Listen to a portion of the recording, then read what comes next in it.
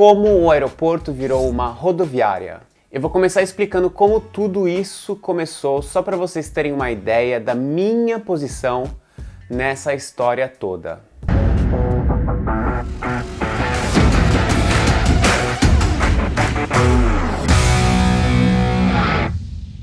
Mas primeiro, já começa dando aquele seu like e se inscrevendo no canal, que está novinho em folhas e cheio de ideias que eu tenho escrito para vocês. Toda semana é um vídeo novo, com comparações entre o Brasil e a Europa.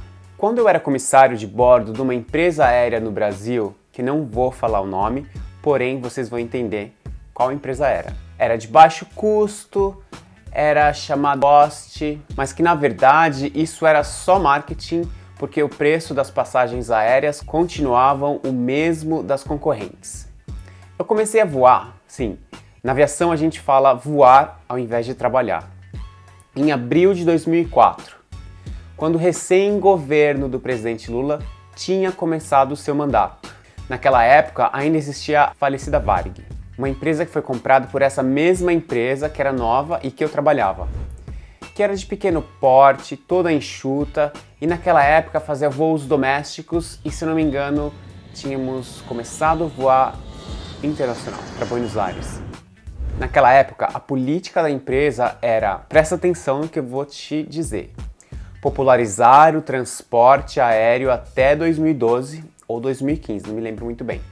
E isso, para os funcionários, era uma coisa tanto faz, tanto fez. Principalmente um jovem de 22 anos que estava deslumbrado em trabalhar, passear e viajar nos dias de folga e de descanso. Essa política da empresa em popularizar o transporte aéreo era um fruto que foi uma das políticas do governo Lula. Quando ele começou a distribuir renda para todas as parcelas da sociedade, o que ocasionou parte da população a começar a viajar de avião e deixar as longas viagens de ônibus em segundo plano, o que geralmente as pessoas levavam 4 ou 5 dias para irem do sul do país até o norte, muitas vezes sem banho e com toda a família. E agora era uma outra realidade. Em apenas 3 horas saía um avião de São Paulo e pousava em Fortaleza ou Recife.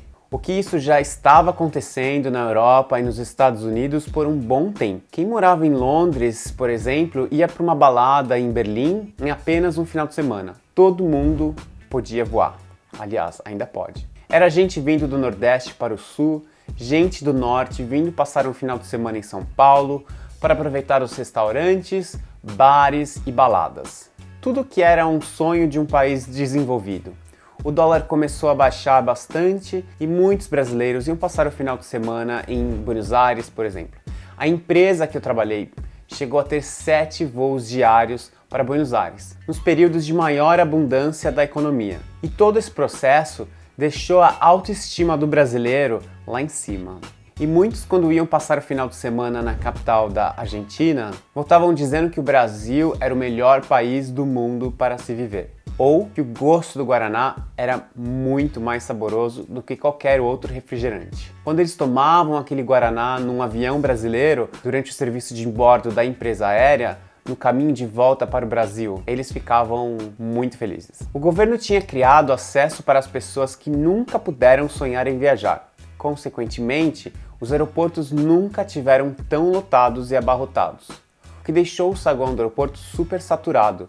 Eu me lembro que ir ao aeroporto de sexta-noite ou domingo pela manhã era tão lotado que as pessoas esbarravam umas nas outras. E às vezes até as rodinhas das malas ficavam enroscadas umas com as outras quando se andava no aeroporto. O que tinha se tornado um problema, digamos assim, para quem vinha de uma aviação mais tradicional, onde as pessoas viajavam de primeira classe, tinham um serviço de bordo super completo, com direito a nome em francês, o chamado mise en place. Significa quando você serve a pessoa com direito a toalhinha na mesa, pãozinho quente.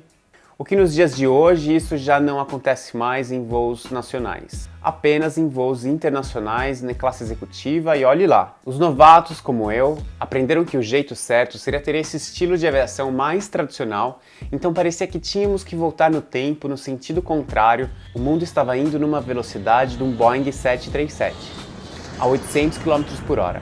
A gente servia refri, suco, amendoim ou um salgadinho. Isso já estava acontecendo no mercado de aviação na Europa e nos Estados Unidos por muito tempo, e quando isso chegou ao Brasil, a população que usava esses serviços começou a reclamar muito sobre o tratamento diferenciado que já estava tendo no serviço de bordo.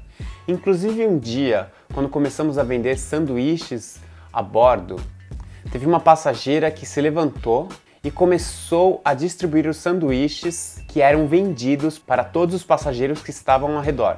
E ela dizia que isso era um absurdo ter esse tipo de serviço vendido no avião onde a passagem já era muito cara. E ainda ela tinha que pagar pelos sanduíches. Isso era muito comum. Obviamente, quando tinham esses tipos de confusão, a tripulação de cabine ficava nos bastidores comentando sobre isso e dando risada. Mas aí que vem uma parte bem maldosa da história toda. O preconceito que existia entre alguns funcionários, não estou falando todos, obviamente, mas muita gente que inconscientemente não queria que essa população das viagens fosse tão ampla assim, era como se fosse meio egoísta querer que os voos não tivessem tão lotados e, consequentemente, não tivesse que conviver com tanta gente mal educada.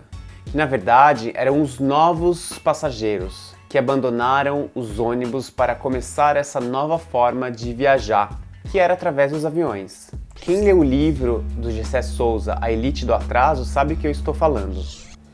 Ele chama essa parcela mais pobre da sociedade de ralé brasileira.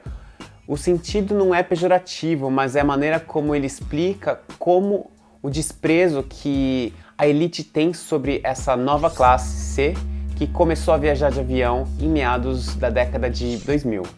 O que era muito famoso nessa época foi o programa da Regina Casé, Esquenta, onde ela sempre trazia pessoas de comunidades e o termo favelização era falado entre uns e outros. A questão era, uma pessoa que trabalha numa empresa aérea e que estava acostumado com passageiros de alto nível social começou a ter que transportar o porteiro do próprio prédio ou uma diarista que ia na casa deles uma vez por semana. Essa gente estava viajando e isso tinha irritado profundamente as pessoas que eram servidas e passaram a ter que servir. Deixa eu explicar isso melhor. Um cara que era funcionário de uma empresa aérea e que estava acostumado a ter um salário alto para padrões brasileiros e ser servido por pessoas que exerciam funções de porteiro ou funcionários domésticos, estava se deparando com o fato de ter que servir aquela pessoa que o servia. Me serve, eu tô mandando, me serve! Me serve! Eu tô mandando, não tá vendo? Então isso vem muito à tona nesse momento, quando o presidente Lula fala sobre as dificuldades entre algumas parcelas mais altas da sociedade em ter que dividir shopping center, universidade, com pessoas que vinham de classes sociais mais baixas e humildes. As pessoas não aceitam que as pessoas do andar de baixo subam um degrau. Não é nem tirar nada deles. Mas isso tem a ver com a classe média. É chegar próximo deles. Eu mesmo escutei muita gente falando que era um absurdo ver o meu porteiro sentado na poltrona do meu voo, o que mostra que, como nação, não estávamos preparados para uma mudança tão drástica como essa que tivemos durante aquele período do governo de esquerda que tivemos. Esse é o famoso conflito de classes, que eu só consegui entender depois que eu me mudei para a Europa e pude observar como essa dinâmica de coletivo existe. Seria como explicar que ninguém é mais especial do que ninguém e que todo mundo é igual. Mas no Brasil ainda existe essa ideia de que não é mais especial viajar para a Disneylândia, uma vez que se encontra por lá a pessoa que te presta serviços domésticos, um pensamento muito maldoso, retrógrado e mesquinho. Um beijo, Paulo Guedes. Vai exportar menos, substituição de importações, turismo, todo mundo indo para Disneylândia, empregado doméstico para Disneylândia, uma festa danada. Peraí, vai passear ali em Foz do Iguaçu, vai passear ali no Nordeste, tá cheio de praia bonita, vai para Cachoeira do Itapemirim, vai conhecer onde Roberto Carlos nasceu, vai passear o Brasil, vai conhecer o Brasil, entendeu? Tá cheio de coisa bonita para ver. Na Europa, as empresas low cost têm uma parcela do mercado muito grande. E muita gente consegue, às vezes, viajar todos os finais de semana para diferentes destinos e capitais. Mesmo você vivendo num lugar frio, onde neva grande parte do inverno, você consegue ir para uma ilha espanhola no Mediterrâneo, tomar uma praia e voltar na segunda-feira para trabalhar. Em alguns casos, as passagens aéreas eram tão baratas que compensava viver num apartamento em Barcelona, na Espanha, e continuar indo trabalhar em Londres, na Inglaterra, o que de voo daria 2 horas e meia. Esse modelo que o Brasil tinha copiado para ampliar a malha aérea de voos e dar mais opção de viagem para os brasileiros já vinha acontecendo um tempo atrás aqui na Europa. Obviamente, agora as coisas vão se reorganizar até que tudo esteja readaptado no pós-pandemia. Agora eu quero te provocar. Eu quero saber por que tanta gente se indignou com esse governo de esquerda que deu tanto trabalho para muita gente da aviação e abriu a possibilidade de viagens para o povão e que deixou as empresas aéreas com frotas gigantescas e voos lotados, num cenário onde todo mundo ganhou, que hoje ainda muita gente é do contra.